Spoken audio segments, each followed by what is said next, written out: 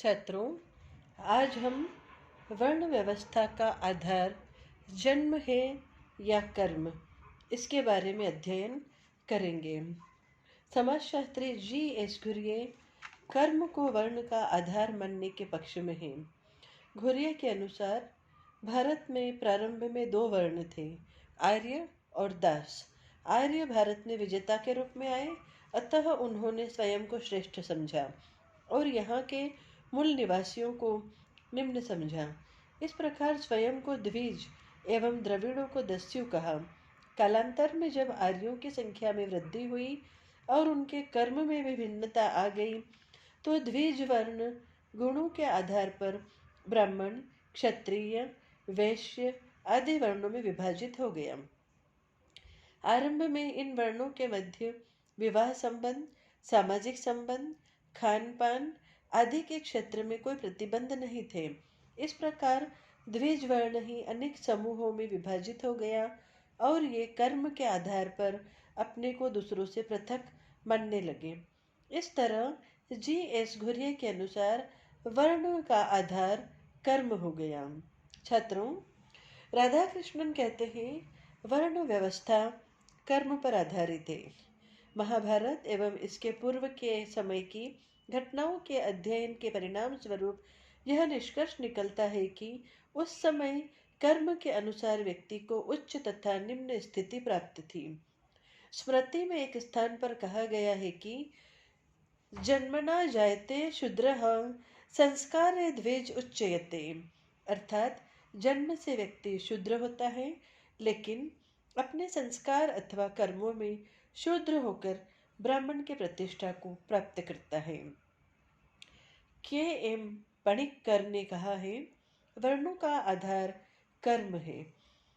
उन्होंने कहा है कि यदि जन्म ही वर्ण सदस्यता का आधार होता तो विभिन्न वर्णों के पेशों में किसी प्रकार का कोई परिवर्तन संभव नहीं था। परंतु प्राचीन साहित्य में अनेक स्थानों पर इस बात की पुष्टि होती है कि निम्न स्थिति वाले लोग भी उच्च वर्ण के व्यवसाय को अपना सकते थे। इस प्रकार पणिक्कर कर्म को ही वर्ण व्यवस्था का आधार मानते हैं, लेकिन कुछ विद्वान जैसे V.K. चटर्जी जन्म को वर्ण का आधार मानते हैं। उनका कहना है कि यदि किसी मनुष्य का वर्ण कर्म पर ही आधारित होता तो द्रोणाचार्य जैसा वीर क्षत्रिय कहलाता, क्योंकि उनका व्यवसाय युद्ध करना था, लेकिन जन्म के कारण ही वे ब्राह्मण कहलाते थे। अश्वत्थामा में ब्राह्मण के गुण न होते हुए भी वे ब्राह्मण थे, जबकि कर्म से वे क्षत्रिय थे। महाभारत में युधिष्ठिर क्षत्रिय होते हुए भी ब्राह्मण जैसे थे। महात्मा गांधी ने वर्ण का निर्धारण वंशानुक्रमण के आधार पर किया है।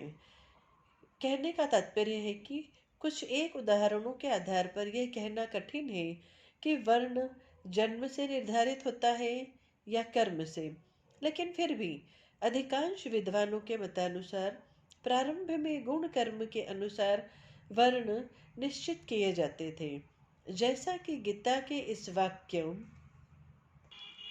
चातुर्वर्ण्यमया सृष्टम गुण कर्म विभागशः से भी यही स्पष्ट होता है कि वर्ण व्यवस्था गुण एवं कर्म के आधार पर थी। बाद में जब व्यवसाय को महत्व मिलने लगा तो इसमें कुछ परिवर्तन आने लगे। छात्रों, अब हम पढ़ेंगे विभिन्न वर्णों के क्या कर्तव्य हैं। वैदिक काल विभिन्न स्मृतियों, पुराणों एवं महाभारत में ब्राह्मण, क्षत्रिय, वैश्य एवं शूद्र वर्ण के कर्तव्यों का उल्लेख किया गया है। सभी वर्ण अपने अपने दायित्वों का पूर्ण निर्वाह करके सामाजिक वर्ण व्यवस्था को सुचारू रूप से संचालित करते थे और सामाजिक स्तरीकरण को एक दृढ़ रूप प्रदान करते थे। ब्राह्मण वर्ण के कर्तव्य। छात्रों, ब्राह्मणों के प्रमुख रूप से अध्ययन, अध्यापन, यज्ञ करना, दान देना और लेना आदि कार्य थे। मनुस्मृति के अनुसार वेदों का अनुशीलन अर्थात अभ्यास करना, तप, अध्ययन, अध्यापन एवं यज्ञ की व्यवस्था करना ब्राह्मणों के परम धर्म है। ब्राह्मणों को सतोगुण युक्त बताया है। इसी कारण उनके स्वभाव के विषय में भी मनुस्मृति में कहा गया है कि उसे शांत, सरल स्वभाव का, धर्म के प्रति निष्ठावान तथा पवित्रता का भाव रखने वाला होना चाहिए। साथ में उसे यह आज्ञा दी गई है कि आपत्ति के समय में क्षत्रिय धर्म से वह अपनी आजीविका कमा सकता है। छात्रों, अब हम पढ़ेंगे क्षत्रियों के कर्तव्य। क्षत्रियों का धर्म प्रजा की रक्षा करना, विषय भोग से दूर रहना, दान देना, अध्ययन करना एवं अपनी शक्ति का उपयोग करना। जो क्षत्रिय युद्ध भूमि से लौट आते हैं उनकी क्षत्रिय धर्म के अनुसार प्रशंसा नहीं की जा सकती। प्रजा में भी अपने धर्म के प्रति प्रेम उत्पन्न करना और उसे अच्छे कार्यों की ओर प्रवृत्त करना है, अर्थात प्रजा की रक्षा करना, दान देना, यज्ञ करना, अध्ययन करना और विषयों में आसक्ति न रखना मनुस्मृति के अनुसार क्षत्रियों के प्रमुख कर्तव्य हैं।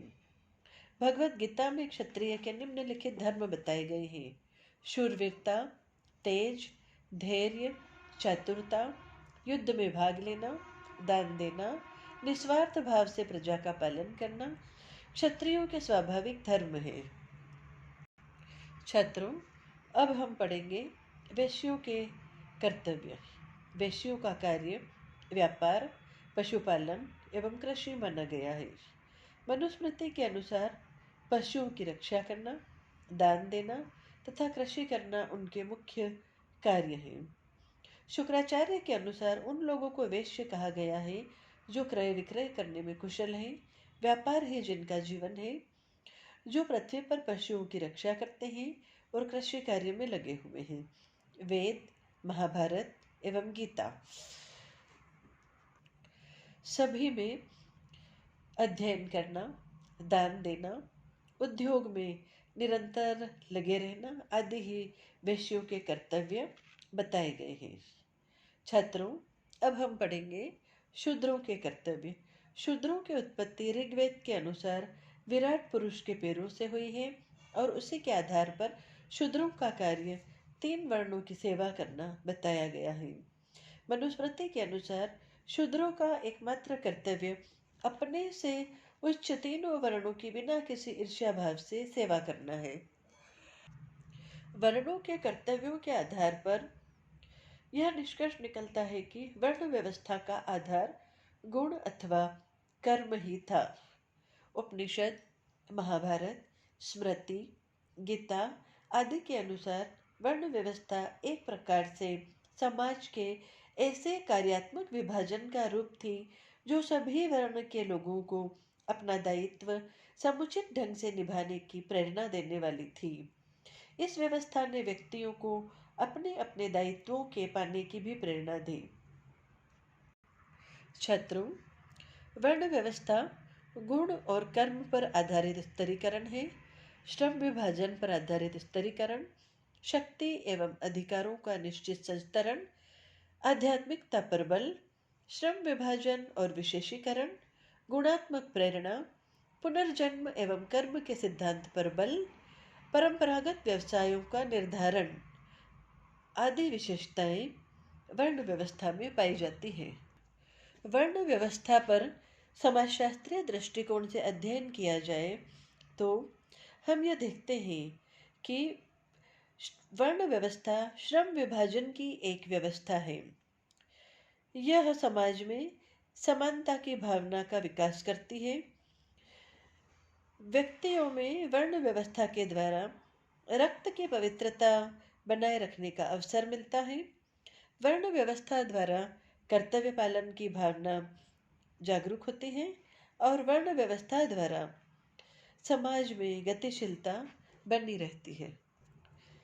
वर्ण व्यवस्था में संपूर्ण समाज 4 वर्णों में विभाजित था और प्रत्येक वर्ण के कर्तव्य निश्चित थे। अतः वे एक दूसरे के कर्तव्यों में हस्तक्षेप नहीं करते थे। साथ ही कुछ उच्च मानवीय लक्ष्यों को प्राप्त करने के लिए प्रयत्नशील रहते थे। वर्ण व्यवस्था के पालन को ही लोग मोक्ष प्राप्ति का साधन मानते थे, जो उन्हें सामाजिक संघर्षों से भी छुटकारा दिलाता था। इस प्रकार कहा जा सकता है कि वर्ण व्यवस्था एक अत्यंत विकसित सामाजिक व्यवस्था थी जिसमें सभी वर्ण अपने अपने कर्तव्यों का पालन करते हुए समाज की प्रगति में सहायक रहे।